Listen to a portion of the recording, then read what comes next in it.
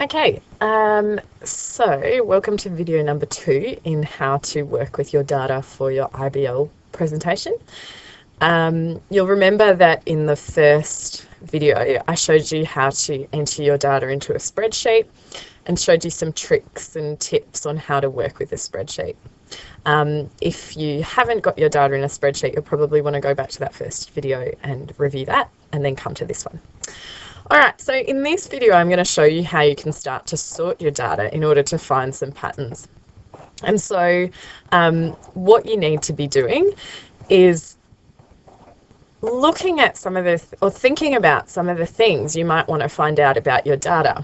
So remember that the data you collected on your first trial day was to do with the environment, and this is some of the data that I'm playing with now to show you as an example.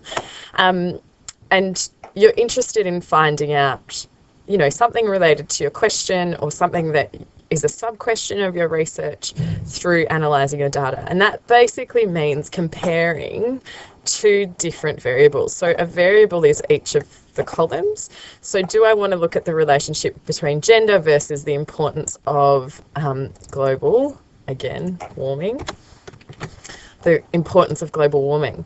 Do I want to look at age compared to, say, where they rank the greenhouse gas emissions? Or do I want to look at gender with respect to the action required? And sometimes it takes a little bit of fiddling, so you might have to do a few I suppose sorts or formats so that you can see the patterns arising. So one way to start looking at patterns is to colour specific answers a certain colour, and that's what we call conditional formatting. So for instance, the first thing I said is I'd be interested to see males versus females. Is there a difference between whether males think global warming is important and females think global warming is important? So what I can do is I can actually highlight this gender, and I can actually do format, go conditional formatting, and I can make sure that the boxes that have an M in it are coloured a particular way. So obviously it's boys, so I'm going to be very stereotypical here and go for blue. And then I'm going to add another rule and go F for females. Guess what colour I'm going to pick? It's going to be some form of pink. All right, that looks more red, doesn't it? Let's change that. All right, we'll go bright pink to that column. And then I go save rules. And look, magically, all my males and females are coloured appropriately, so I can see which participant is female and which participant is male. Now, in looking at those colours, I might also, because I'm comparing it to whether they think it's important or not, I also want to see is, do you believe global warming is important? Does importance correlate to gender? So do males think it's more important than females or vice versa? So again, I highlight that column, whoops, highlight that column, go to format, conditional formatting, text contains, I'm going to go with yes, and background colour, let's say yellow, and add another rule, and text contains no. Let's say background colour is going to be red. Okay, so go save rules. Now I can start looking at how my colours align. Okay, so now that you've conditionally formatted your cells for the variables that you want to compare, what you can start doing is looking at whether certain colours line up with each other. So is pink lining up with yes more often than blue is lining up with no? A way that might be easier for you to deal with this would be to also sort your data according to one of these. So what I mean by that is, can I organise my data so that all the females are together and so that all the males are together? So then I can see how much yellow and red is in each of the two gender categories.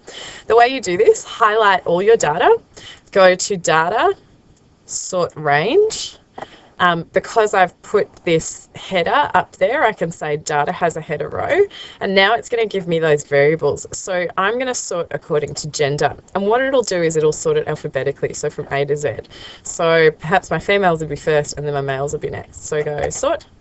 Okay, and now you can see all my females are together and all my males are together, and now I can start looking at, is there more yeses or nos, just generally in terms of finding patterns in males versus females. So obviously I've got to account for the fact that I also have less males, so maybe I need to actually do a count rather than just an eyeball of this data. And actually, I might actually shrink that so it's easier for us to see the whole lot. Control minus again. Oh, that's getting tiny. All right, that's everything, roughly. I guess, just from an eyeball, and it's hard to tell because some of the boxes have been expanded, but it looks like it's roughly the same. Okay, so that's one way to do it. Another way I could do it is actually, as I said, do a count. So on the side here, I might actually set up a female, male, and then I'll have up here, yes, no. So now I have a little box I can, or a table that I can create. Okay, and now I can go through and actually count. Okay, so females that have answered no, 1, 2, 3, 4, 5, 6, 7, and 1 don't care. Let's put that as a no, so that's 8. Females that have answered yes, 1, 2, 3, 4, 5, 6, 7, 8, 9, 10. So only slightly more have answered that they care compared to that they don't. Now I look at my males. 1, 2, 3, 4. 4 have said no or don't care. And 1, 2, 3, 4, 5, 6, 7, 8. 8 have said that they do.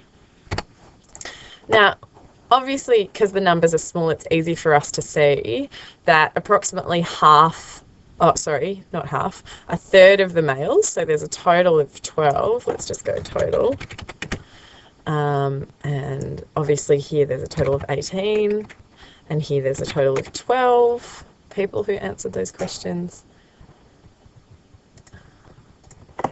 Okay, so out of 18 people, 8 women answered no and 10 answered yes. That's kind of 50-50 because half of 18 is 9, so that's kind of 50%. But what's interesting here is that in the male population, 4 out of 12 is a third, so a third of the population answered no and 2/3 of the population answered yes. So there's a greater proportion of males than females who think it's an important issue. Cool, so that helped me answer a research question. Okay. So that's just an example of how you can do it. You can also do it with age ranges if you like. I'm going to stop this video here, and if you're interested to see how I do it with age ranges, you can watch the next video. Okay, thanks, bye.